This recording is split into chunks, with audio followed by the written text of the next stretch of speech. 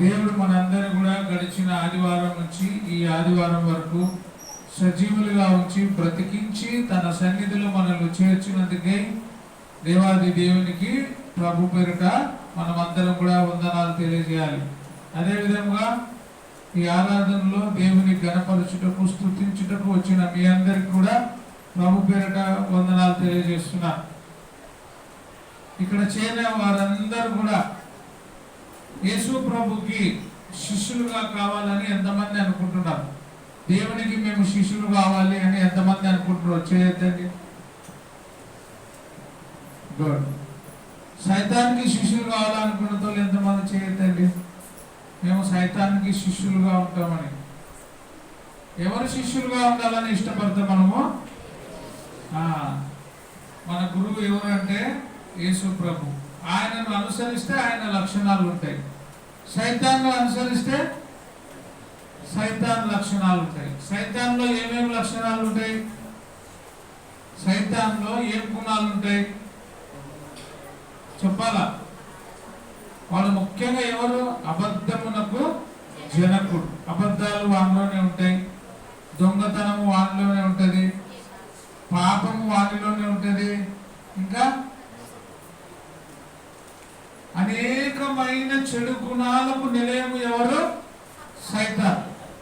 సైతాన్తో మనం కలిసి ఉంటే సైతాన్ లక్షణాలు వస్తాయి. అప్పుడు ఏం చేస్తారో తెలుసా? జనాలందరూ సైతాన్కి మారయ్య అంటారు అనమాట. సైతాన్కి మారయ్య అంటే అర్థమేమి? సైతాన్ని కొట్టు అని. యేసు ప్రభు శిష్యులుగా మనం మారాలి. యేసు ప్రభు శిష్యులుగా మనం ఉండాలంటే ఏం చేయాలి? యేసు ప్రభు శిష్యులుగా మనం ఉండాలంటే ఏమి చేయాలి? యోహాను సువార్త 8వ అధ్యాయం 31, 32 వచనాలు. యోహాను సువార్త 8వ అధ్యాయం 31, 32 వచనాలు. కాబట్టి యేసు తనను నమ్మిన యూదులతో మీరు ఎక్కడ నిలబడాలా? జాగ్రత్తగా వినాలా. మీరు నా వాక్యమందు నిలిచిన వారైతే ఎక్కడ నిలబడాలా? మన బేస్, మన పునాది ఎక్కడ ఉండాలా? మీరు నా వాక్యమందు నిలిచిన వారైతే. ప్రత్యేకంగా ఆయన నా వాక్యము అంటున్నాడు. ఇంకా అనేకమైన వాక్యాలు ఉన్నాయి ఈ లోకంలో. అవన్నీ కాదు మనల్ని నడిపించేది. అవన్నీ కూడా పరలోకానికి తీసుకొని పోవు. ఏ వాక్యం అంట? యేసు ప్రభువు చెప్పినటువంటి వాక్యము. ఆ వాక్యమే యేసు ప్రభు. మీరు నా వాక్యమందు నిలిచిన వారైతే నిజంగా నాకేమిద్దరు శిష్యులుగా ఉంటారు. నా వాక్యములో మీరు ఉంటే మీరు ఎట్లా శిష్యులంట? నిజంగా శిష్యులు, నిజమైన శిష్యులు. ఫ్రెండ్, క్లోజ్ ఫ్రెండ్ అంటాం కదా. ఫ్రెండే కానీ కొంచెం నాకు ఫ్రెండ్, నిజంగా ఫ్రెండ్ కాదబ్బా అంటాం. దేవునికి కూడా నిజమైన శిష్యులుగా కావాలంటే ఎక్కడ నిలబడాలంట? మీరు నా వాక్యమందు నిలిచిన వారైతే నిలబడాలి. ఎక్కడ నిలబడాలా? ఎక్కడ ఉంటే నిలబడతాము? మన ఇల్లు ఎక్కడ ఉంటే నిలబడుతుంది? ఎక్కడ కట్టబడితే నిలబడుతుంది? ఇసుక మీదనా, బండ మీదనా? ఇసుక మీద కట్టబడిన ఇల్లు ఏమైతుంది? అది కూలిపోతుంది. గాలి వచ్చినా, వాన వచ్చినా, వరద వచ్చినా ఒక్కసారిగా నువ్వు కట్టుకున్న ఇల్లు కూలిపోతుంది. బండ మీద కట్టబడిన ఇల్లు అయితే వాన వచ్చినా, వరద వచ్చినా, ఇంకా ఏది వచ్చినా కూడా బండ మీద ఆ పునాది వేయబడింది కాబట్టి జాగ్రత్తగా నిలబడుతుంది. దేవుడు కూడా ఏమంటాడంటే, నీవు వాక్యమందు నిలబడితే నిజంగా నాకు నువ్వేమైతావు? శిష్యులుగా ఉండి సత్యాన్ని నువ్వు గ్రహిస్తావు. సత్యం అంటే ఏమి? నీ వాక్యమే సత్యం. వాక్యాన్ని గ్రహిస్తారు. ఎక్కడ నిలబడితే? వాక్యంలో నిలబడితే. వాక్యాన్ని ఎవరైతే గ్రహిస్తారో, వాక్యాన్ని ఎవరైతే నిమరేస్తారో వాళ్ళు యేసు ప్రభు శిష్యులుగా ఉండి సత్యమును గ్రహించెదరు. సత్యము అన్నప్పుడు ఇంకొకటి ఏముంటుంది, దాని వ్యతిరేకము అసత్యము. వాక్యములో ఉండకపోతే అసత్యము మన హృదయములో నివాసము చేస్తుంది. మనము సత్యమందు నివాసము చేయాలంటే వాక్యమందు నిలబడాలి. ఆ వాక్యం ఏమైంది? దేవుడైంది. ఆ వాక్యము కృపా సత్య సంపూర్ణుడుగా మన మధ్యలో నివసించుటకు ఈ లోకానికి వచ్చి ఉన్న వాక్యము ఎవరు అంటే యేసు ప్రభు అయినాడు. ఆ వాక్యమైన దేవుడే చెప్తున్న మాట. కాబట్టి యేసు తను నమ్మిన యూదులతో, మీరు నా వాక్యమందు నిలిచిన వారైతే నిజముగా నాకు ఏమైతారు? శిష్యులై ఉండి సత్యాన్ని గ్రహించెదరు. అప్పుడు సత్యము మిమ్మల్ని ఏం చేస్తుంది? స్వతంత్రులుగా చేస్తుంది. సత్యము మిమ్మల్ని స్వతంత్రతలోనికి నడిపిస్తుంది. సత్యము మిమ్మల్ని బానిసత్వంలో నుండి విడిపిస్తుంది. నువ్వు సత్యంలో లేనప్పుడు ఎక్కడ ఉన్నావు అని అర్థము? బానిసత్వంలో ఉన్నావు అని అర్థం. నువ్వు సత్యమును గ్రహించినప్పుడు బానిసత్వములో, చీకటి శక్తుల్లో, అపవాది కోరల్లో నువ్వు చిక్కుకొని ఉన్నావని అర్థం. ఎప్పుడైతే నువ్వు వాక్యాన్ని గ్రహిస్తావో, వాక్యం ముందు నిలిచి ఉంటావో, అప్పుడు నువ్వు ఆయన శిష్యునిగా, శిష్యురాలుగా మారి స్వతంత్రులుగా అవుతావు. ఎక్కడ నుండి స్వతంత్రత? బానిసత్వములో నుండి స్వతంత్రత. ఎక్కడ నుండి నీకు విజయము? సాతాను నుండి విజయము. ఎక్కడి నుండి నువ్వు బానిసత్వంలో నుండి బయటకు వస్తున్నావు? అపవాది నిన్ను బంధించినప్పుడు ఆ బంధకములు అన్ని కూడా బద్దలై నువ్వు బయటకు వస్తావు. ఎప్పుడు? సత్యములో నువ్వు నిలబడితే, వాక్యమందు నిలబడితే, వాక్యమును ధ్యానిస్తే, వాక్యములో నిలబడితే నీవు ఆయనకు శిష్యులుగా ఉండి సత్యమును గ్రహించినవు. అప్పుడు సత్యము మిమ్మల్ని స్వతంత్రులుగా చేయును.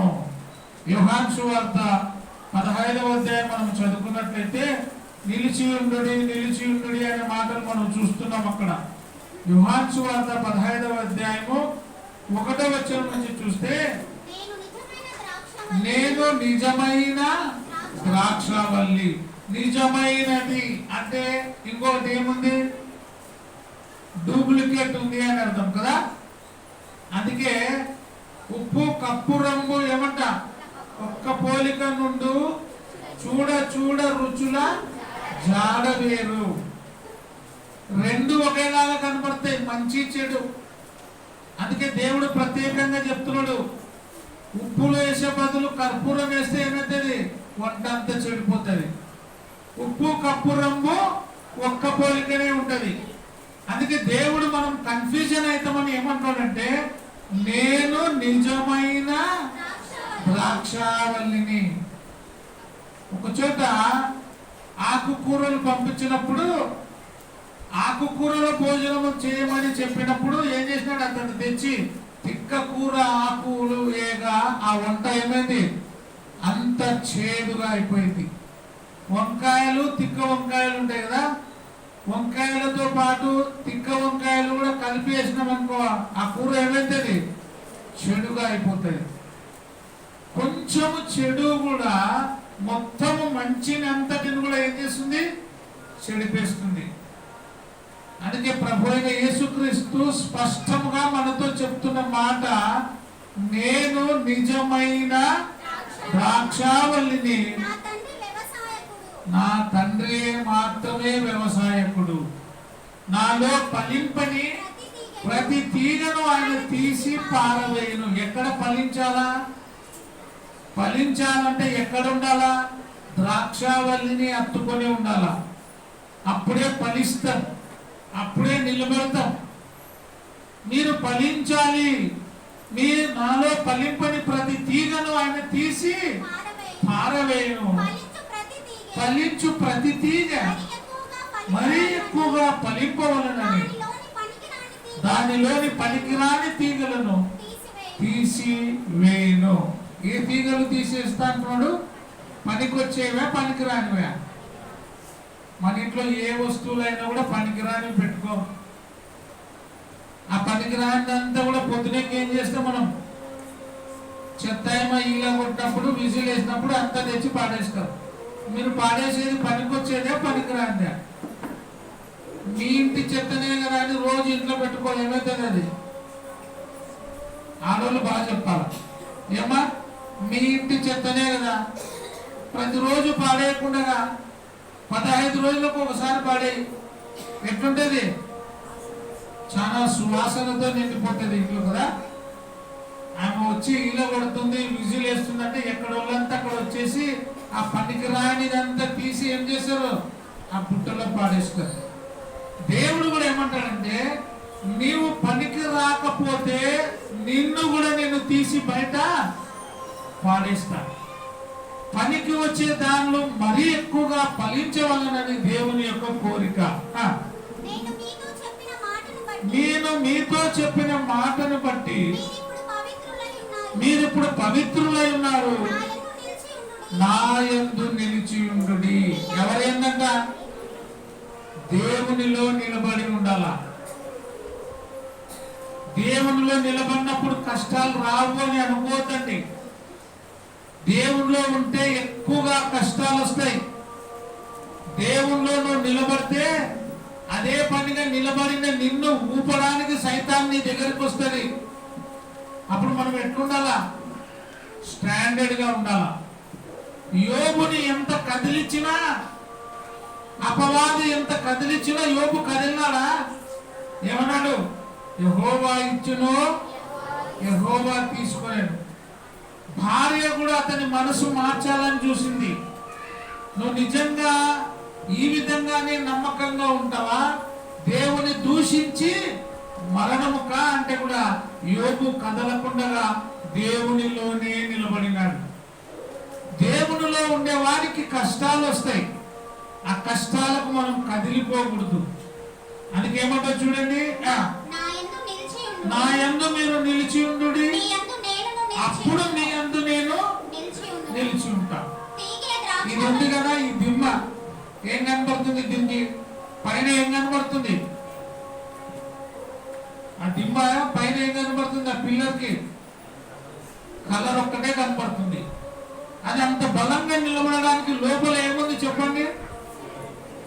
ఉత్త సిమెంటేనా?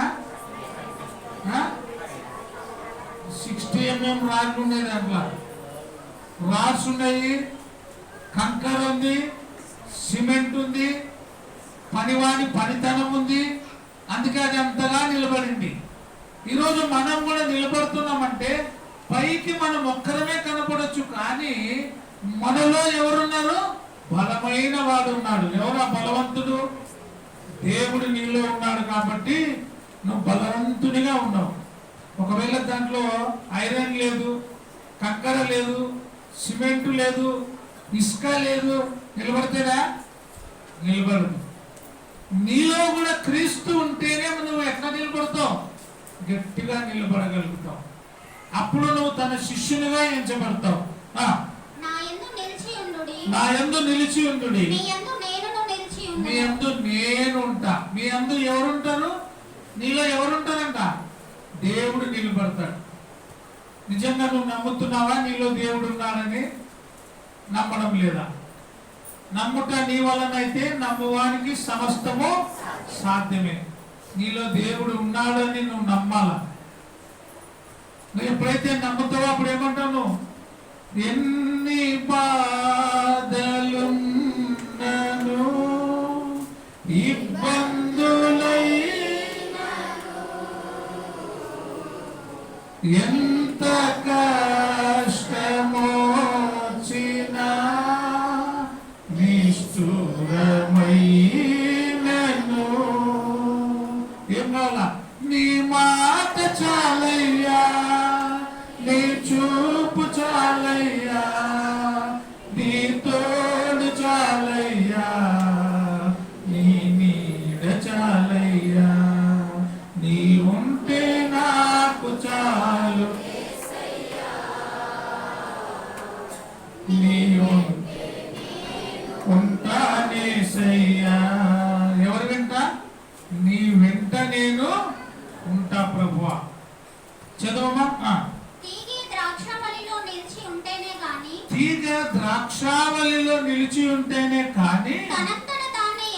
ఫలింపదో తనంతట తాను ఎలాగు ఫలింపదో అలాగే నా యందు నిలిచి ఉంటేనే కానీ మీరు కూడా ఫలింపరు. ఎవరిలో నిలబడాలా?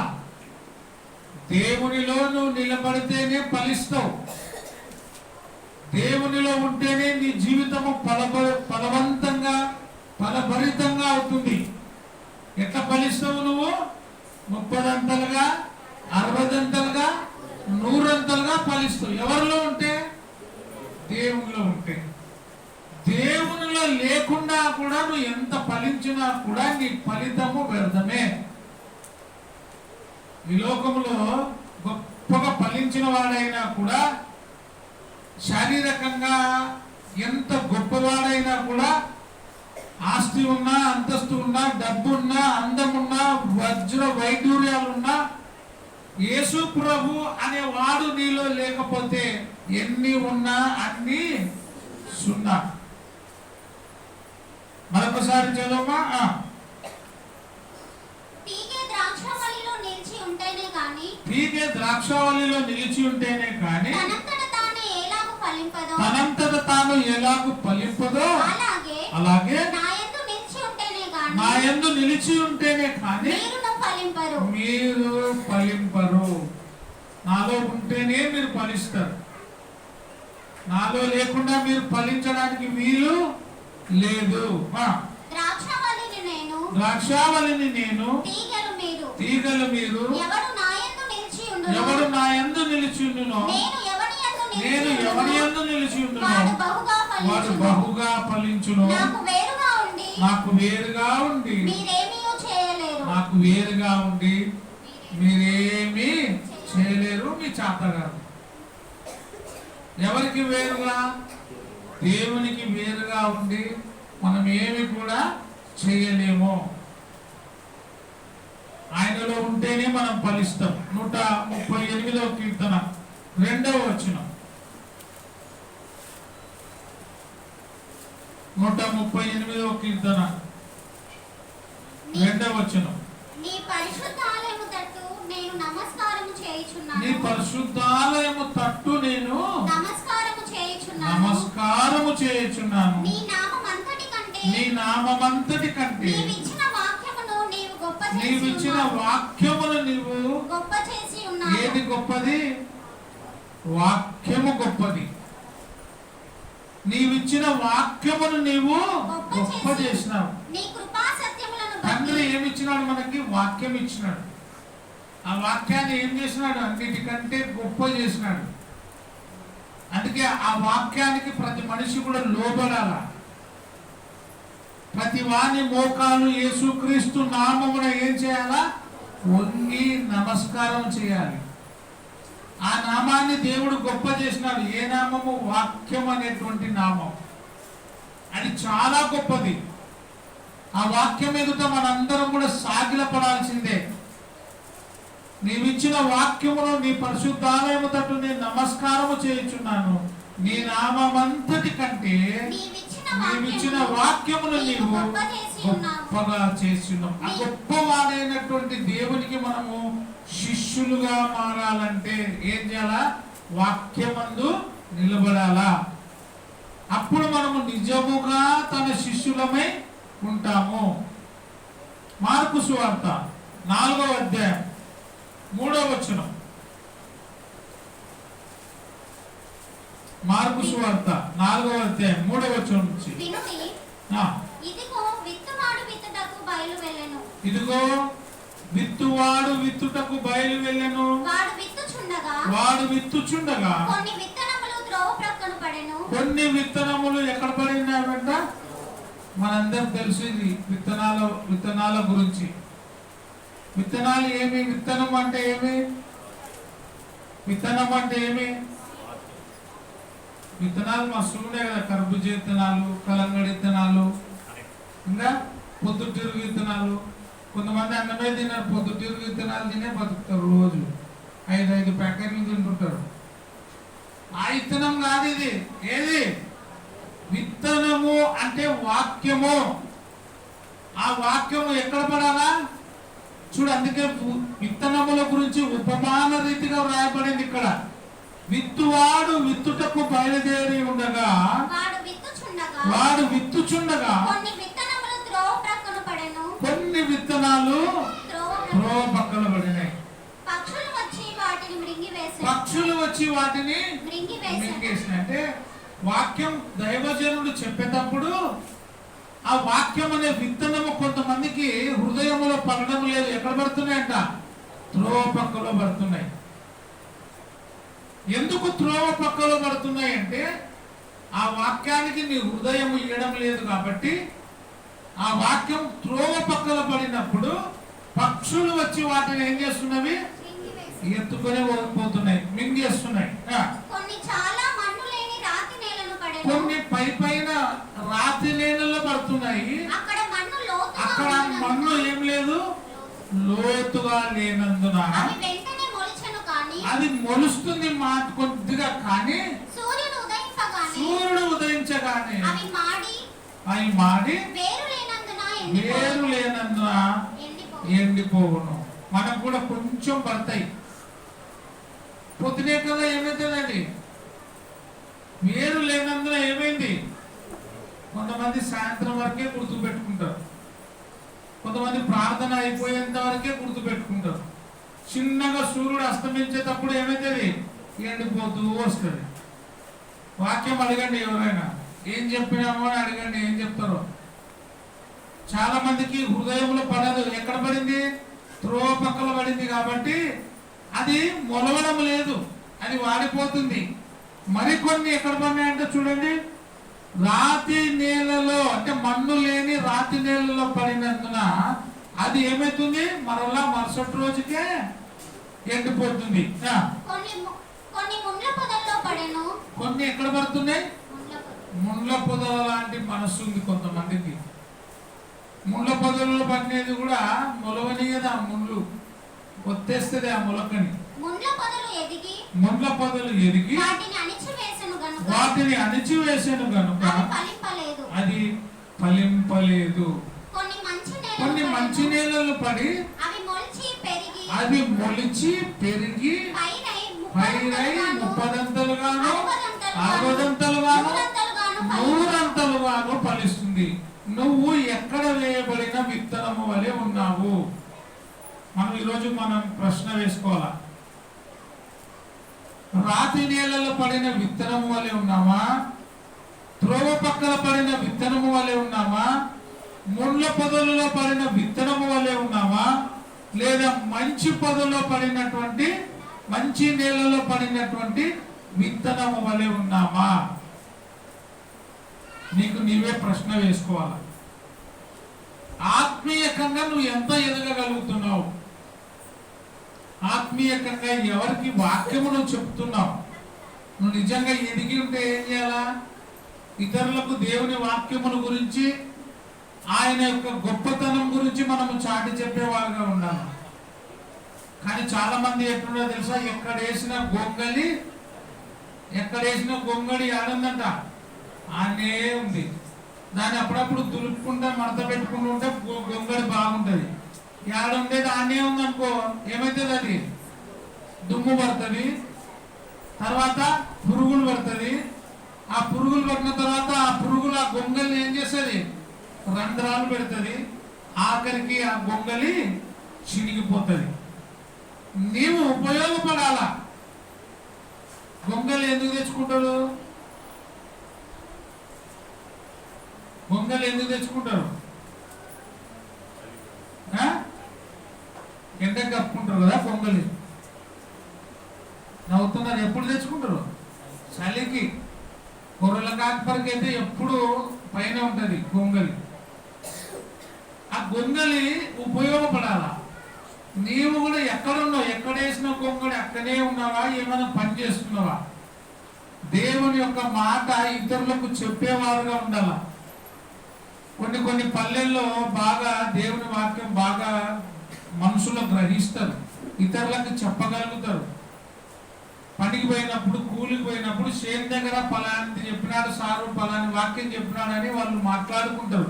కానీ మన వాళ్ళు వాక్యం గురించి మాట్లాడుకోరు. ఎక్కువ కలిస్తే దేని గురించి మాట్లాడతారు? సీరియల్ గురించి బాగా మాట్లాడతారు. పాపం ఒక ఆమె ఏడ్చులు వేస్తుందంట. ఏంటికి అంటే ఆమె కలిసినారో లేదు అని. దానికోసం ఏడుస్తారు కానీ ఇంట్లో పరిస్థితుల గురించి ఆలోచన చేయరు.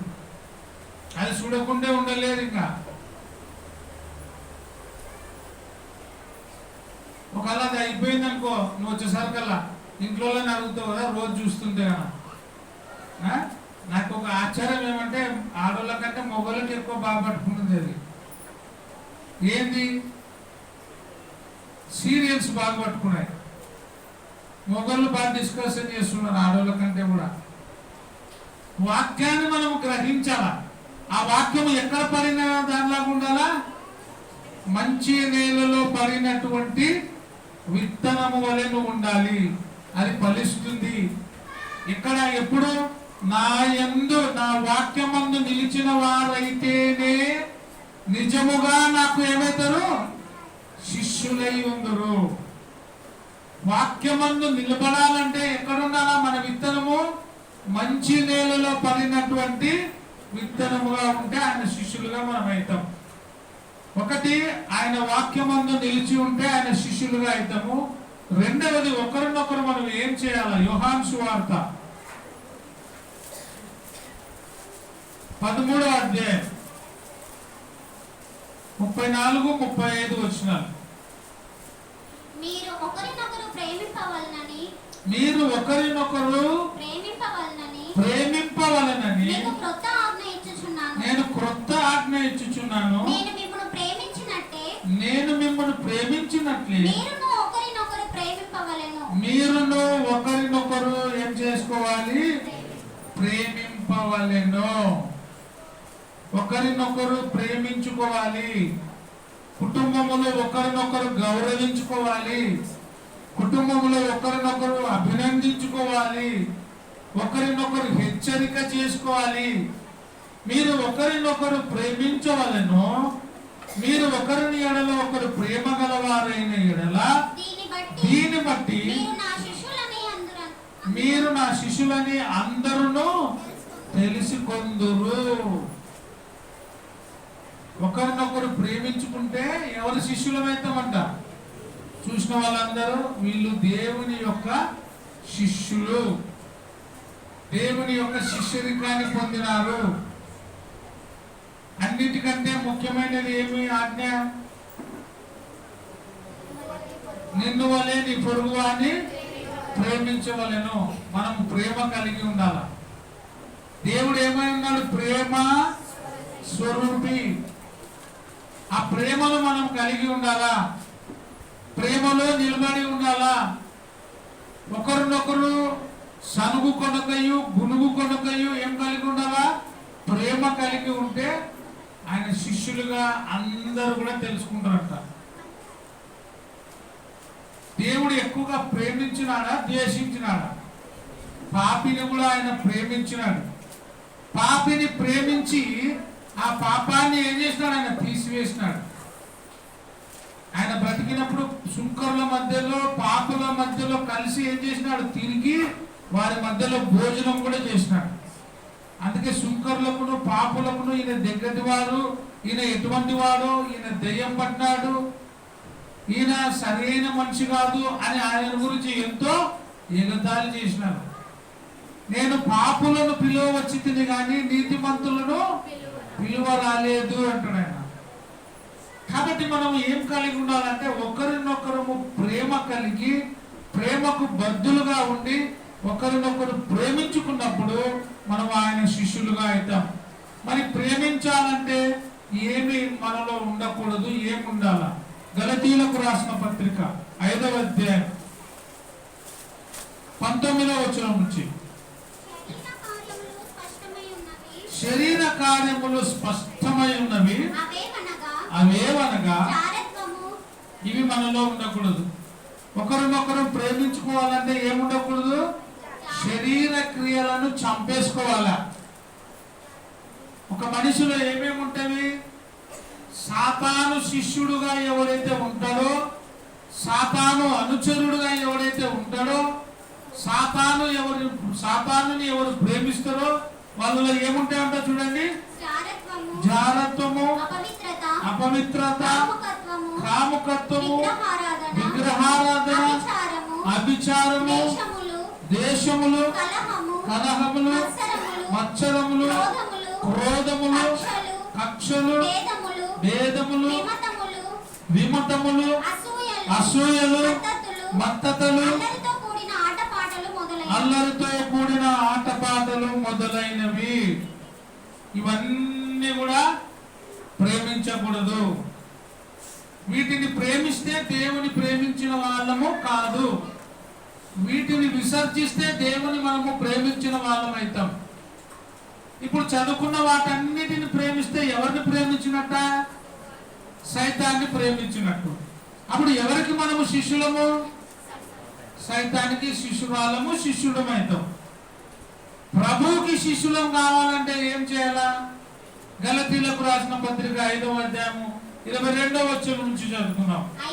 అయితే ఇవి మనము ప్రేమించాలా, ఇవి మనలో ఉండాలా. దేవునికి శిష్యులుగా మనము కావాలంటే ఆత్మ ఫలాలు మనలో ఉండాలి. ఆత్మ ఫలాలతో మన హృదయాన్ని నింపుకోవాలి. ప్రేమ, సంతోషము, సమాధానము, దీర్ఘశాంతము, దయాళుత్వము, మంచితనము, విశ్వాసము, సాత్వికము, ఆశా నిగ్రహము అనేటువంటి 9 లక్షణాలు మనం కలిగి ఉండాలి. దేవుని ప్రేమించే మనము ఎవరైతామో దేవునికి శిష్యుడుగా అవుతాం. ఆయనను ప్రేమిస్తున్నామంటే మనలో ఈ 9 ఉండాలా. 9 ఆత్మ ఫలాలు మనలో ఉండాలా. సాతాను ప్రేమిస్తున్నామంటే పైన చదువుతున్న 5వ అధ్యాయం 19 నుంచి 21 వరకు ఇవి మనలో ఉంటే మనం దేవుని ప్రేమించిన వాళ్ళము కాదు. కాబట్టి దేవునికి శిష్యులుగా కావాలంటే ఆత్మ ఫలాలు మనలో నింపుకున్న వారుగా ఉండాలి. యోహాను సువార్త 15వ అధ్యాయము 8వ వచనం. మనము ఫలించుట వలన ఏమవుతాం చూడండి. మీరు బహుగా ఫలించుట వలన. ఫలించాలా. ఎట్లా ఫలించాలా? బహుగా ఫలించుట వలన నా తండ్రి మహిమపరచబడును. నా తండ్రి మహిమపరచబడును. ఇందువలన మీరు నా శిష్యులగుదురు. అది ఒకటి, ఆయన శిష్యులం కావాలంటే ఆయన వాక్యమందు మనం నిలబడాలి. రెండవది ఒకరినొకరు ప్రేమించుకోవాలి. మూడవది మనము ఫలించాలి. మనం ఫలిస్తే ఎవరు శిష్యులమైతాము? దేవుని శిష్యులమైతాం. ఎట్లా ఫలించాలా? మన ఇంటికాడ జామ చెట్టు ఫలిస్తే మనం ఫలించినట్టునే కదా.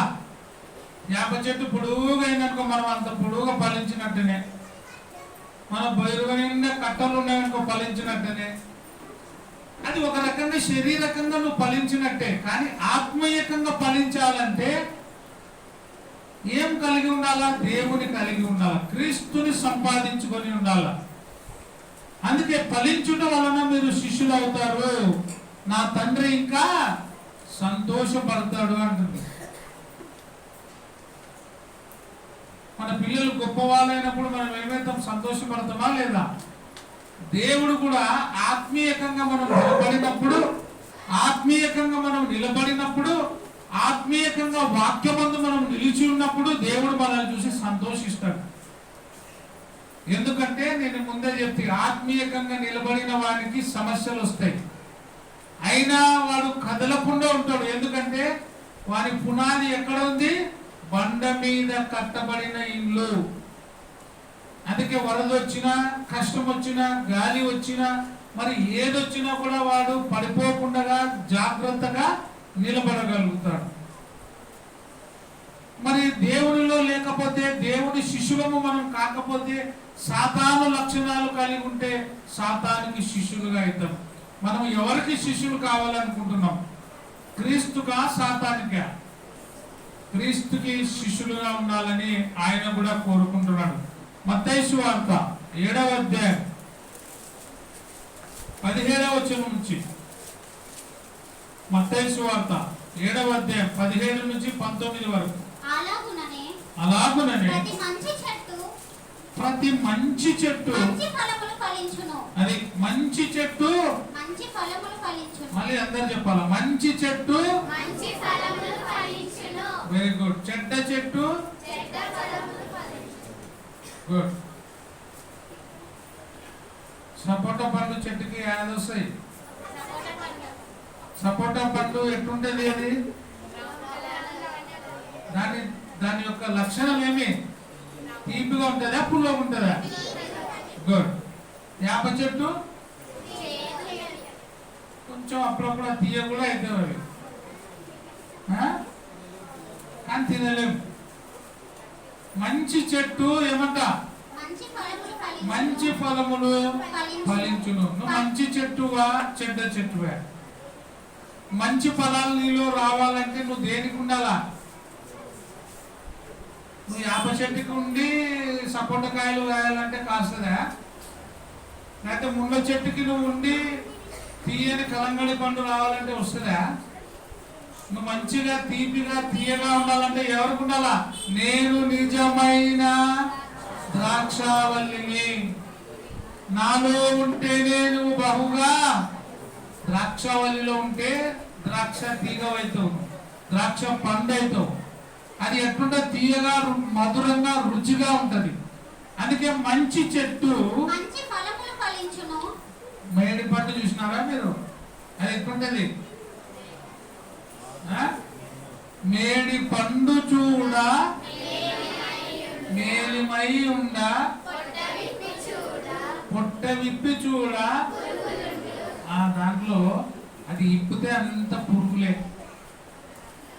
పైకి మాత్రం చాలా బాగుంటుంది. మేడి పండు నిగనిగా అంటుంటది, కానీ దాని నిండగా అన్ని పురుగులే.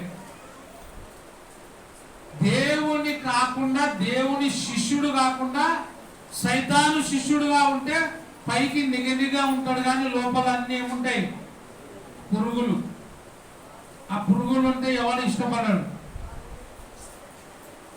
ఏమైతే కానీ పురుగులు తింటారా బాగా ఉంటే కూడా తింటామంతో చేయొద్దండి. మురిగిపోయినట్టు పురుగు అవి తింటారా మీరు?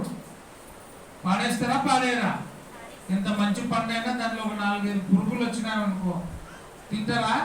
తిన్నతోళ్ళు కూడా ఉన్నారు మహానుభావులు. అది ఇంత పురుగు వచ్చిన కానీ కత్తితో వచ్చి మిగతాదల్లా తింటారు, ఆశపాతకులు.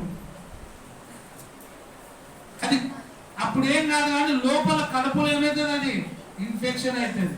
ఇన్ఫెక్షన్ అయినప్పుడు అప్పుడు అనుకుంటే ఊకొనైనా తింటి, అది పాడేసింటే మేలు. ఆ పురుగు వచ్చిన కాడ ఏంది కట్ అయింది కడపల్లా అంత ఇబ్బంది పడుతున్నా అంటే, పురుగు వచ్చిన కాడ కత్తితో పోసి మిగతాదల్లా తిన్నాను, అది లోపల ఏమైంది? గడబడేంది అని. పండంతా పాడేయాలి. నీవు కూడా నీలో మలినమై ఉన్న ప్రతి చెడు ఆలోచన, చెడు తలంపులు, సాతాను క్రియలన్నీ కూడా తీసివేసినప్పుడే మనము నిజముగా ఎవరము? దేవుని శిష్యులం. చదవం మళ్ళొకసారి. మంచి చెట్టు మంచి ఫలములు ఫలించును. మంచి ఫలములు ఫలించును. పనికి మాలిన చెట్టు. యా చెట్టు ఇది? పనికి మాలిన చెట్టు అంట. కాని ఫలములు ఫలించును. పనికి మాలిన చెట్టు యాకాయలు కాని ఫలములు ఫలించును. మంచి చెట్టు. పారం చెట్లు ఉండేవా మన గేర్ల? అప్పుడు ఉంటుండే పాపం భూమధుర్ల, దాంట్లో కూడా కాయలు పడుతుండే. ఆ కాయలు తెంపుకొచ్చి ఒకవేళ మాంసంలో పెట్టుకుంటారా ఎవరైనా? ఉన్నాయా? ఇప్పుడు దాంట్లో మసీద్ కాడ కూడా ఉంటుండే. అంతా కొంచెం బాగా అయింది అప్పుడు చిన్న ఉన్నప్పుడు, అంతా పారాని చెట్లే ఉంటుండే, అన్ని ముళ్ళ చెట్లు. దానికి కూడా కాస్తారు అవి. కొన్ని విత్తనాలు ఉంటే, కొన్ని దూది మాదిరిగా ఉంటాయి అవి. ఆ రెండు ఉంటాయి దానికి. అవి వండుకున్నాం అనుకో ఏమైతుంది? అది మంచి చెట్ట, పనికిమాల చెట్ట? ప్రతి పనికిమాల చెట్టు ఏమిస్తుందంట? కాని ఫలములు ఫలిస్తుంది. నీవు కూడా ఎంత పనికిమాల చెట్టువో, ఎంత మంచి చెట్టువో అది నీకు బాగా తెలుసు. ఎందుకంటే నేను ముందు చెప్తే, దేవుని శిష్యులుగా ఉండేవారు ఏ లక్షణాలు ఉంటారు? గలతీ 5:22 ఆత్మఫలాలు కలిగి ఉంటారు. దేవుని శిష్యులు సైతాన్ శిష్యులు, సైతాన్ సంబంధించిన వారిలో ఏమేమి ఉంటాయి? గలతీ 5:19 నుంచి 21 వరకు జరిగితే ఏమున్నాయి అక్కడ? శరీర కార్యాలు మనలో ఉంటాయి. అప్పుడు నువ్వు మంచి చెట్టు కాదు. శరీర కార్యాలు నీలో ఉంటే నువ్వు ఏ చెట్టువి? పనికి మాలిన చెట్టు. మంచి చెట్టు మంచి ఫలములు ఇచ్చును, పనికి మాలిన చెట్టు కాని ఫలములు ఫలించును. అవి తినడానికి ఉపయోగపడవు.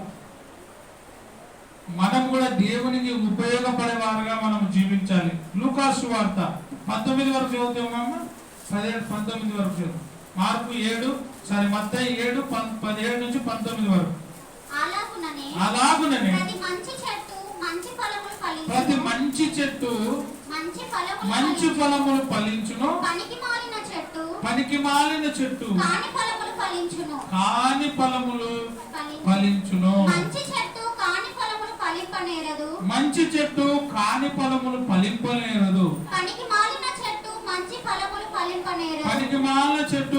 ఫలములను ఫలింపనేరదు. అంటే ఫలించదు.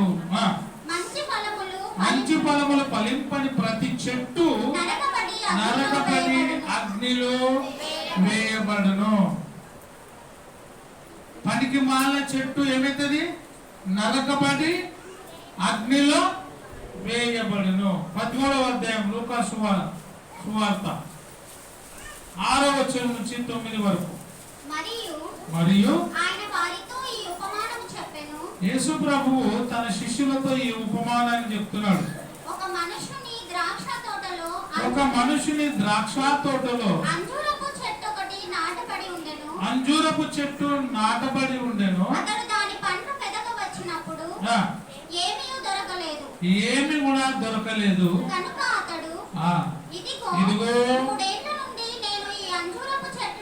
ఇదిగో ఎన్ని సంవత్సరాల నుంచి? 3 ఏళ్ల నుండి నేను ఈ చెట్టుకి ఫలాల కోసం ఎదుగుచున్నాను, కానీ ఏమీ కూడా దొరకలేదు.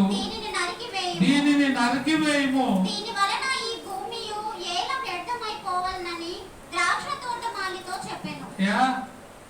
ఈ చెట్టు 3 సంవత్సరాల నుంచి ఎదురు చూస్తున్నప్పటికీ కూడా అది ఏమి కూడా ఫలాలు ఇవ్వడం లే. కాబట్టి ఏం చేయమంటాడు? దాన్ని నరికేసేయి అని చెప్తే ఆ తోటమాలి అంటాడు, అయితే వాడు అయ్యా దాని చుట్టూ త్రవ్వి ఎరువు మట్టుకు ఈ సంవత్సరం కూడా ఉండనిమ్ము. అది ఫలించినా సరే లేని ఎడల నరికించి వేయమని అతనితో చెప్పాను. 1 సంవత్సరం ఛాన్స్ నీకు కూడా దేవుడు అవకాశం ఇస్తున్నాడు.